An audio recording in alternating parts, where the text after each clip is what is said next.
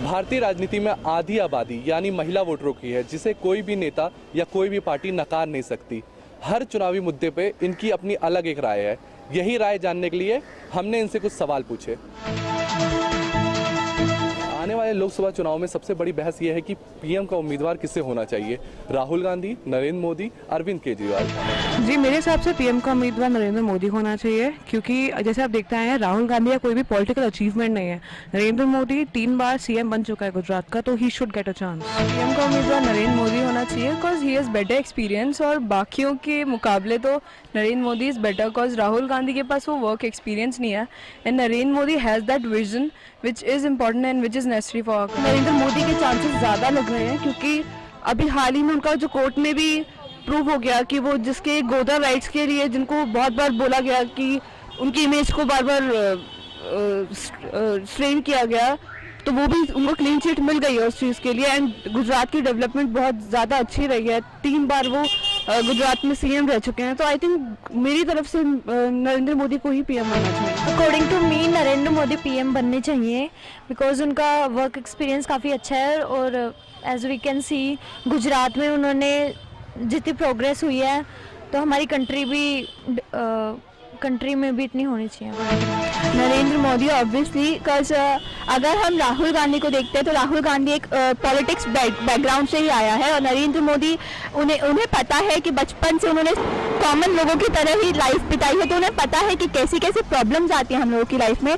तो अगर हम नरेंद्र मोदी को वोट देंगे तो ऑब्वियसली नरेंद्र मोदी समझेंगे हमारी बातों को और हमारी प्रॉब्लम्स को। मेरे अकॉर्डिंग अरविंद केजरीवाल को एक चांस मिलना चाहिए पीएम बनने का। अगर वो एज अ सीएम आगे कोई स्टेप उठा रहे हैं दिल्ली को या इंडिया को आगे बढ़ाने के लिए, तो उन्हें एक चांस मिलना चाहिए कि वो उसको एक नए लेवल पे ले जाएं और भी कुछ करें।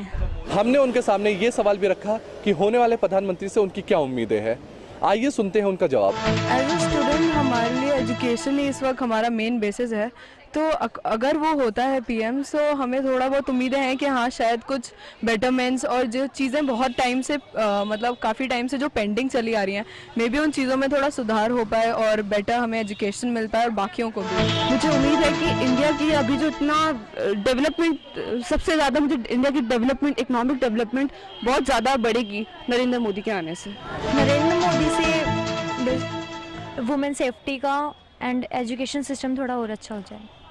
फॉर यूथ जॉब अपॉर्चुनिटीज़ जितनी कम हैं, तो नरेंद्र मोदी आए तो शायद वो थोड़ी हमारे लिए हो जाए। हमारी एजुकेशन सबसे स्पेशली एजुकेशन पर ज़्यादा फोकस देना चाहिए, एंड जितने भी क्राइम्स बढ़ रहे हैं उनको कम करें।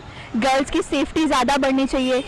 दिल्ली में आम आदमी पार्टी की सरकार बन चुकी है, क्या चुनाव के पहले किए वादों पे वो खरे उतरे? मुझे लगता है कि उनकी इंटेंशंस अच्छी हैं, कि वो करना बहुत कुछ चाहते हैं दिल्ली के लिए, लेकिन उनके तरीके बिल्कुल ठीक नहीं है। वो बहुत ही एमेच्योर प्रूफ हो रहे हैं। जिस तरह से हाल ही में इतना कोई बड़ा इशू था नहीं जो एसएचओ को सस्पेंड करने के लिए, जिसके लिए उन्होंने पूरी प्रोटेस्ट करना शुरू कर दिया, और दिल्ली के इतनी आम जनता को इतनी तकलीफ हुई। जिस आम जनता के लिए वो खड़े हुए हैं, जिसका नाम लेके वो जीते हैं, सीएम बने हैं, उसे कोई इतनी दिक्कतें हो रही हैं। तो मुझे नहीं लगता उनकी इंटेंशन ठीक है, बट उनको अभी और सीखना ज़रूरी है। मैंने कभी अरविंद केजरीवाल को सपोर्ट नहीं किया। मैं आम आदमी पार्टी के अगेंस्ट थी।